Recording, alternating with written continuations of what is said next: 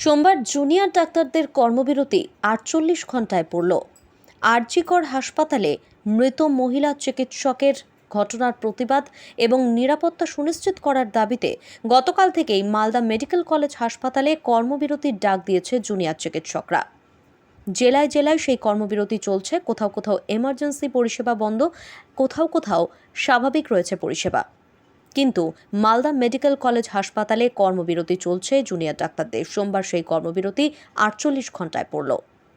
Bureau report, RM Bangla.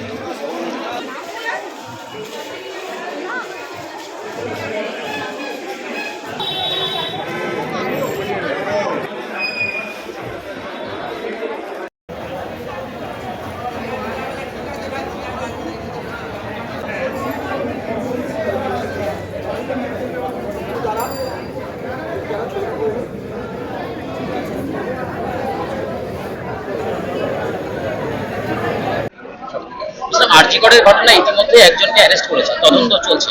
আপনারা কি খুশি নয়? তারপরেও এই কর্মবিরতি কেন, কি দাবি? না, আরজিকরের ঘটনায় যাকে অ্যারেস্ট করা হয়েছে ঠিক আছে, কিন্তু আমরা তো বলেছি যে আমাদের সিসিটিভি ফুটেজ দেখাতে হবে, পোস্টমর্টেম রিপোর্ট সেটা বলতে হবে, প্রপার এক্সপ্লেনেশন দিতে হবে এবং একজনই যে অভিযুক্ত আর যে কেউ অভিযুক্ত নয় সেটা ভালো করে এক্সপ্লেন করে বলতে হবে।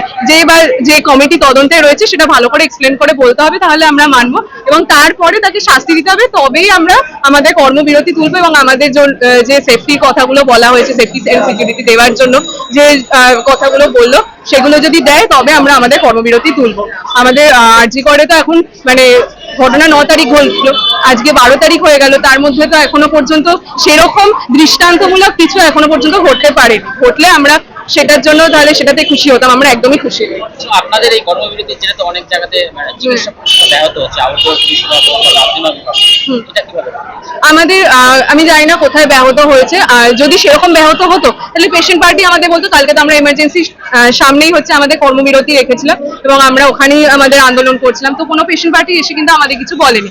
এবং তাছাড়াও আমরা বিভিন্ন ওয়ার্ডে যে বা দাদা গ্রুপ ডির দাদারা রয়েছেন, দিদিরা রয়েছেন, সিস্টাররা রয়েছেন, আমরা খবর নিয়েছি, তো সেখানে সবাই পরিষেবা পাচ্ছে। এমার্জেন্সিতে সবাই ভর্তি হচ্ছে, মাতৃমা বিল্ডিং এ সব মায়েরা সব বাচ্চারা সেখানে চিকিৎসা পাচ্ছে, কেউ এসে বলেনি যে আমরা চিকিৎসা পাচ্ছি না।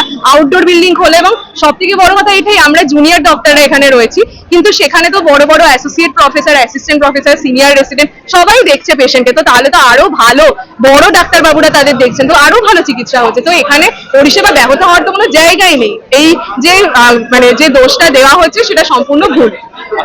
আমার নাম শালমলী সরকার, ইন্টার্ন ব্যাচ 2019।